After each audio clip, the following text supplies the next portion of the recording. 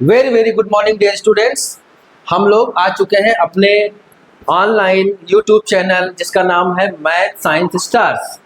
हम लोग class 8 R S Agarwal math का सिंपल सॉल्यूशंस देख रहे हैं, जिसमें हम लोग एक्सरसाइज 2 के ए में क्वेश्चन नंबर 6 पर पहुंच चुके हैं। आइए देखते हैं क्वेश्चन नंबर 6 में क्या है। क्वेश्चन नंबर 6 में इस क्वेश्चन को हमें सॉल्व करना है, तो हम सबसे पहले देखते हैं। अब देखिए यहाँ पर आपको कुछ समझ में नहीं आ रहा होगा कि हम पहले क्या करें। इस पर भी इनवर्स है, -1 को इनवर्स भी बोलते हैं, सॉरी, और यहाँ पर भी -1 है। तो अब हम इसे कैसे सॉल्व करेंगे? इसे सॉल्व करने के लिए हम अंदर से इसका शुरू करेंगे। देखिए अब इस माइनस को हटाने के लिए हम क्या करेंगे, इसे हम रिवर्स कर सकते हैं। 4/3 की जगह पे 3 अगर 4 हम कर देते हैं तो ये -1 यहाँ से रिमूव हो गया। -4/1 अगर कर देंगे तो ये भी -1 रिमूव हो गया। इस माइनस की जगह पे प्लस आ जाता है, बस ये समझ लीजिए। जैसे इसको हम रिवर्स करते हैं, इस माइनस की जगह पे क्या आ जाएगा, प्लस आ जाएगा। अगर प्लस होता फिर रिवर्स करेंगे तो माइनस आ जाएगा। तो plus minus on the reversing of numerator in denominator and denominator in numerator, तो ये हो जाता है प्लस या माइनस। +1 लिखने की कोई रिक्वायरमेंट नहीं है, जरूरत ही नहीं है +1 लिखने की। इतना कर लिए। अब इन सब पर ये करली ब्रैकेट जो लगा है इस पर इनवर्स है। तो अब हम क्या करेंगे, यहां पर देखिए 3/4 को हम ऐसे डायरेक्टली लिखेंगे और 4/1 को भी हम ऐसे लिख लेंगे, और इन दोनों पर अब क्या है, -1। देखिए हमने इसे सिंपल करके यहाँ पे लिखा है, सेम वही चीज है, बस सिंपल किया गया है। इसे हमें अब सॉल्व करना पड़ेगा। अंदर वाले टर्म को 4 और 1 का एलसीएम लेंगे, 4 हो जाएगा। 4 1 जा 4 और यहाँ पर 3, 1 4 जा 4 और 4 4 जा 16। इस पर क्या है आपका -1। तो जब इन सब पे -1 हो गया, सबसे पहले हम इसको अब क्या करेंगे, सॉल्व करेंगे। तो 16 में से 3 अगर हम सब्ट्रैक्ट करते हैं तो हमारा क्या आ जाएगा, -13 आ जाएगा। -13/4, -13/4 पर अभी भी -1 बना हुआ है, तो इस -1 को हमें रिमूव करना है और सिंपल कर सकते हैं। फिर यहाँ पे हम क्या करेंगे, रिवर्स कर देंगे। न्यूमरेटर को डिनोमिनेटर में और डिनोमिनेटर को न्यूमरेटर में करते ही ये -1 यहाँ से रिमूव हो जाएगा। साइन को हम न्यूमरेटर में ही रहने देंगे, तो ये हमारा आंसर आ गया। आइए नेक्स्ट क्वेश्चन देखते हैं, क्वेश्चन नंबर 7। यहां पर भी देख लीजिए -1 को हमें रिमूव करना है, तो 5 की जगह पे अगर हम इसे 1/5 कर दें तो क्या हो जाएगा, -1 यहां से आउट हो जाएगा। फिर क्रॉस 3 है, तो 1/3 अगर हम कर देंगे तो यहां से भी -1 आउट हो जाएगा। अब इन सब पर -1 है, ये वाला -1, ये दोनों -1 तो हम यहां से रिमूव कर लिए। इसे रिवर्स करके, इनवर्स करके वो वाला -1 बचा है, और डिवीजन का साइन है और 6 की पावर -1 है, तो इसे भी हम क्या कर लेंगे, 1/6 कर लेंगे, तो वो भी -1 आपका रिमूव हो गया। अब यहां से 1/5 इंटू 1/3 कर कर हम क्या कर सकते हैं, -1 और डिवाइडेड बाई 1/6 कर सकते हैं। अब देखिए यहाँ 5 और 3 का मल्टीप्लाई करेंगे 15 हो जाएगा, 1 और 1 का मल्टीप्लाई करेंगे तो 1 हो जाएगा, और इस टोटल पर क्या है आपका -1 है, डिवाइडेड बाई 1/6 है। फिर क्या करेंगे, 1/15 है, तो हम इसे अब रिवर्स करेंगे। रिवर्स करते ही ये वाला -1 रिमूव हो गया, सिर्फ 15 बचा। और 15 को हम क्या करेंगे, या 15 करेंगे या 15/1 करेंगे। 15/1 ना भी लिखिए तब भी कोई बात नहीं है, लेकिन लिख देंगे तो सॉल्व करने में आसानी हो जाएगी। और यहाँ पे क्या है, 1/6 है। अब इसे सॉल्व करने के लिए हम क्या करते हैं, इस डिवीजन साइन को हटाने के लिए हम क्या करेंगे, 15/1 यानी कि पहला टर्म एज इट इज, हमने कई बार आपको बताया है पिछले चैप्टर में, और डिवीजन की जगह पे मल्टीप्लिकेशन लगा देंगे और यहाँ पर आप इनवर्स कर देंगे, 6/1 कर देंगे। 1 इंटू 1 क्या हो जाएगा, 1 हो जाएगा, और 15 इंटू 6 90 हो जाएगा। तो 90/1 को हम सिर्फ 90 लिख देंगे। This is your answer. आइए क्वेश्चन नंबर 8 देखते हैं। क्वेश्चन नंबर 8 में 3 क्वेश्चन हैं। अब यहाँ पे देखिए 2 की पावर 0, अगर किसी भी नंबर पे या किसी भी नोन नंबर हो या अननोन नंबर हो, अननोन पर भी 0 हो तो 0 जब किसी भी नंबर पे होता है तो उसकी वैल्यू क्या हो जाती है, 1 हो जाती है। प्लस 3 की पावर -1 तो हम 1/3 यहाँ पर लिख देंगे। इतना ये आपका टर्म सॉल्व हो गया, इंटू 3 की पावर 2। अब यहाँ पे इसे हम सॉल्व कर सकते हैं, 3 को एलसीएम ले सकते हैं, 3 1 जा 3 हो गया, प्लस 1 इंटू 3 की पावर 2 मतलब 3 इंटू 3, 3 की पावर 2 करेंगे तो क्या हो जाएगा, 2 बार ये हो जाएगा, हो गया। चलिए 3 और 1 क्या हो गया, 4/3। ब्रैकेट को हम रिमूव करेंगे, ब्रैकेट रिमूव करने पर मल्टीप्लिकेशन का साइन आ जाता है, और 3 इंटू 3 हम लिख लेते हैं। एक 3 से एक 3 को हम कैंसिल आउट कर देंगे, और 4 3 जा 12 हमारा बचा, तो 12 आपका आंसर हो गया। आइए अगला क्वेश्चन देखते हैं, 2 की पावर -1। इसको भी हम ऐसे सॉल्व करेंगे, 2 की पावर -1 को रिमूव करने के लिए 1/2 कर देंगे, इंटू 3 की पावर -1, यहाँ पर भी आप 1/3 कर देंगे तो -1 आपका रिमूव हो जाएगा।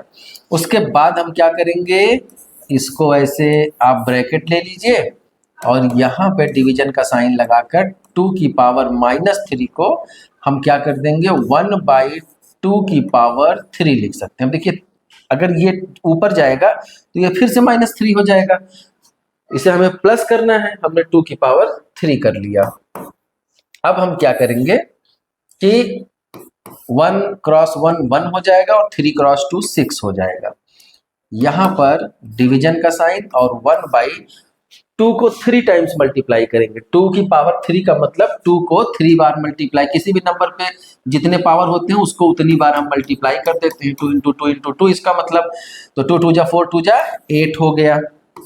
अब फिर वही डिवीजन का साइन है, इसे सॉल्व करने के लिए क्या करते हैं, पहले टर्म को ऐसे रखते हैं, डिवीजन की जगह पे मल्टीप्लिकेशन लगा देते हैं, और दूसरे वाले टर्म को हम रिवर्स कर देते हैं, 8/1 हो गया।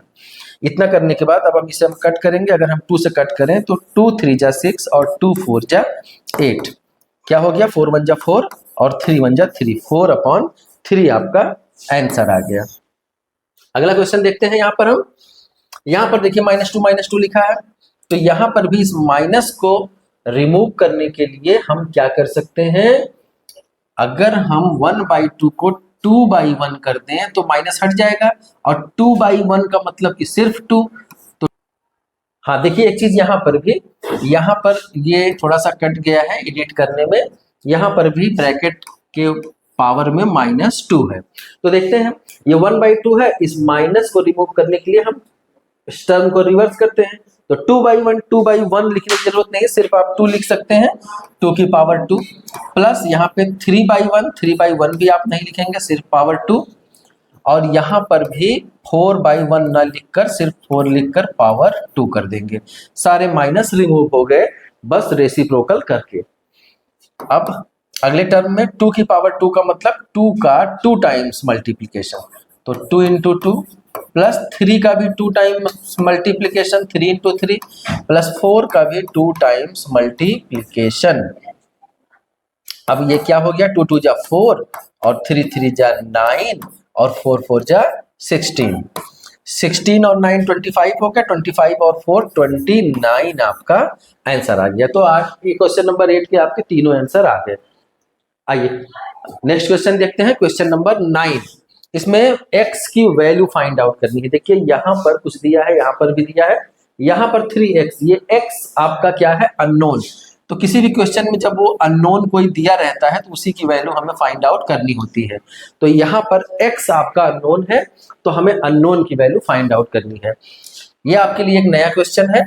यहाँ पर देखिए, आप गौर से देखिए, यहाँ पे 3 टर्म है, यहाँ भी 5/3, यहाँ भी 5/3 और यहाँ भी 5/3। जब सब में सेम चीजें हैं, अब देखिए जो ये नीचे रहता है इसे हम बोलते हैं, क्या बोलते हैं, बेस, और जो इसके ऊपर पावर में रहता है इसे हम बोलते हैं पावर। तो अब देखिए बेस सब में सेम है, जब बेस सब में सेम होगा, इन दोनों में देखिए बेस सेम है, जब बेस सेम होता है तो हम एक बेस लिखते हैं और पावर को कर देते हैं ऐड, तो -4 प्लस -5 ये कर देंगे। बेस दोनों का कॉमन लेके हम पावर को ऐड कर देते हैं, रूल होता है। फिर 5/3 की पावर 3x तो पहले से ही है, ये लिख लेते हैं। अब यहाँ पे इसको हम सॉल्व करेंगे 5/3 की पावर, यहाँ प्लस माइनस माइनस हो जाएगा, तो 4 और -4 -5 क्या हो जाएगा आपका, -9 हो जाएगा, इक्वल टू 5/3 की पावर 3x। फिर से यहाँ पे देखिए, ये बेस और ये बेस दोनों क्या है, कॉमन है, सेम है। जब बेस सेम हो, इक्वल टू के दोनों तरफ सेम बेस हो, तो हम क्या करेंगे, पावर को इक्वेट कर लेते हैं, पावर इक्वल टू में हम लिख सकते हैं। तो पावर भी इक्वल होता है, अगर बेस इक्वल है तो पावर भी इक्वल होता है, यही माना जाता है। तो -9 इक्वल टू 3x। अब यहां से हम आराम से आंसर निकाल सकते हैं। अब अगर हमें x इक्वल टू निकालना हुआ तो हम क्या करेंगे, -9 को न्यूमरेटर में और 3 को डिनोमिनेटर में ले जाएंगे, 3 3 जा 9 करेंगे, और x इक्वल टू अब आपका क्या आ गया, यहाँ पे माइनस बचा है तो -3 आपका आंसर आ जाएगा।